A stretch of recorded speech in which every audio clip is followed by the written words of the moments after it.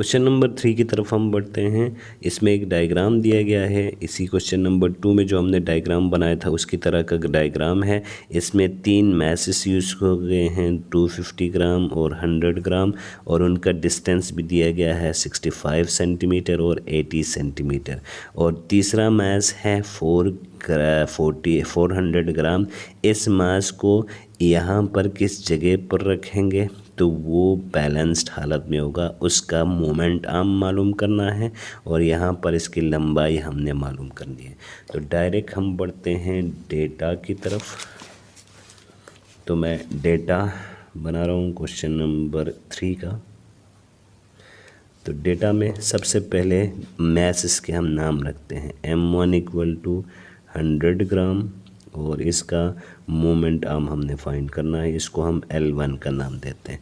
तो moment arm M1 यहाँ से 4 से सेंटर तक का डिस्टेंस है, तो 50 to 80 है, तो ये 30 सेंटीमीटर बनता है। M2 equal to 250 gram, M2 250 ग्राम है और यहाँ से यहाँ तक लंबाई L2 15 सेंटीमीटर है।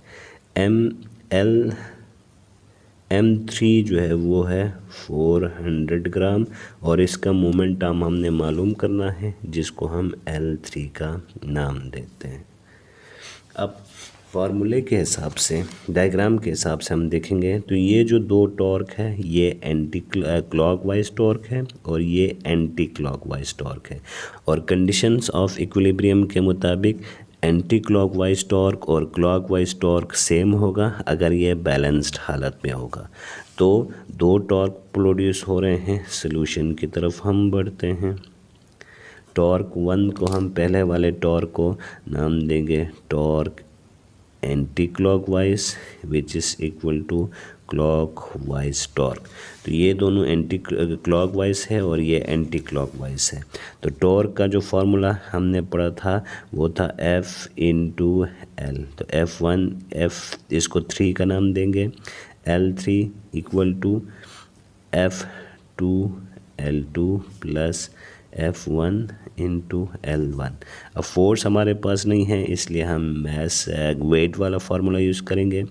M3G L3 equal to M2G L2 plus M1G L1। G सब में है इसलिए हम कैंसिल करेंगे। L3 हमने फाइंड करना है, तो M2 इस साइड पे जाके डिवाइड होगा। M2 L2 plus M1 L1 divided by L3। यहाँ से वैल्यूज़ पुट करते हैं। M2 की वैल्यू हमारे पास है 250 मल्टीप्लाई बाई L2 है 15 प्लस M1 है 100 और L1 है 30 डिवाइडेड बाई M3 है, L3 नहीं है M3 है और M3 है 400 ग्राम। अब इन सब को हम मल्टीप्लाई करते हैं, तो इसको मल्टीप्लाई करने से 3750 और ये मल्टीप्लाई करने से 3000 डिवाइडेड बाई 400।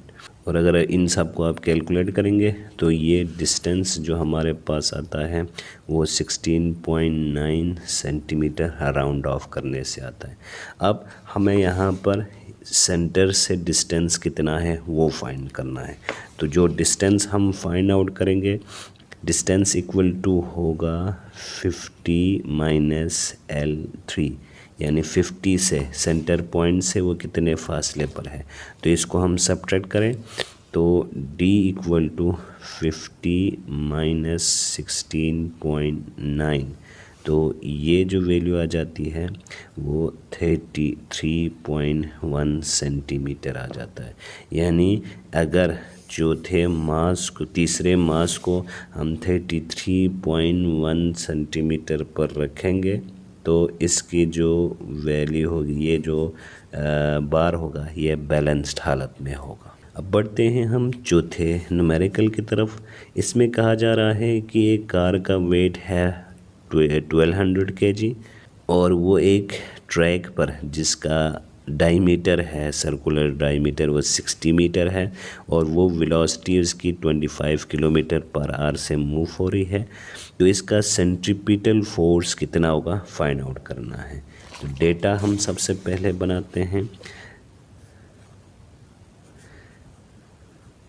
तो सबसे पहले दिया हुआ है गाड़ी का मास जो कि है 1200 kg। सेकंड है डायमीटर 60 मीटर। अब हमें डायमीटर नहीं चाहिए, रेडियस चाहिए। तो 60 divided by 2 half of diameter होता है 30 मीटर। तो स्पीड दिया गया है 25 किलोमीटर पर आवर। स्पीड को हम किलोमीटर पर आवर में नहीं रखते हैं, मीटर पर सेकंड में चेंज करते हैं। तो इसको चेंज करने के लिए मल्टीप्लाई बाय 1000 डिवाइडेड बाय 3600।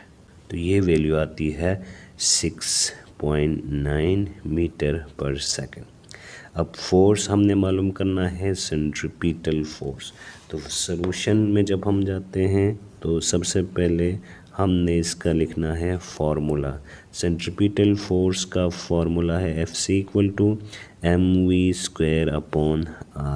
मास हमारे पास है 1200, वेलोसिटी दिया हुआ है 6.9 का स्क्वायर और रेडियस दिया गया है 30 का स्क्वायर। 12,000 मल्टीप्लाई बाई 6.9 का स्क्वायर आता है 47.61 डिवाइडेड बाई, ये स्क्वायर नहीं है, 30। और इनको जब हम कैलकुलेट करते हैं तो इसका आंसर आता है 693.3 न्यूटन। तो ये है सेंट्रीपिटल फोर्स का आंसर। पांचवें क्वेश्चन की तरफ हम बढ़ते हैं, जिसमें कहा जा रहा है एक जियो स्टेशनरी सैटेलाइट है जो ज़मीन के गिर्द चक्कर कंप्लीट करता है एक ऑर्बिट में, और ऑर्बिट का हाइट है या रेडियस है वो 42,000 किलोमीटर है। तो उसकी ऑर्बिटल स्पीड फाइंड आउट करना है। तो डेटा सिर्फ एक ही गिवन है 42,000 किलोमीटर, और टाइम पीरियड हमें चाहिए। तो ज़मीन के गिर्द ये एक दिन में या 24 घंटे में एक चक्कर कंप्लीट करता है। तो इसको हम मल्टीप्लाई करेंगे 3600 से, तो इतने सेकंड आ जाएगा। अब फार्मूले की तरफ हम बढ़ते हैं। यहाँ पर हमने ऑर्बिटल वेलोसिटी फाइंड आउट करना है। तो सॉल्यूशन में सबसे पहले हम बढ़ते हैं फार्मूले की तरफ, और फार्मूला है v orbital = 2πr divided by t। अब 2πr इसका सरकमफेरेंस है सर्कल का, तो इसको डिवाइडेड बाई टाइम करेंगे तो ऑर्बिटल वेलोसिटी आ जाएगा।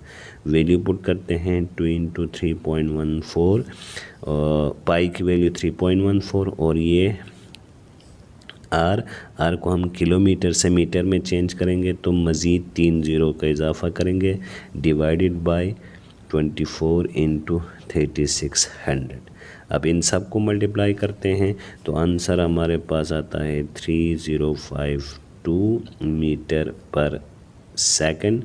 इसको अगर आप किलोमीटर पर सेकंड में चेंज करें तो डिवाइड बाई 1000 करेंगे तो 0.352 किलोमीटर पर सेकंड आ जाएगा।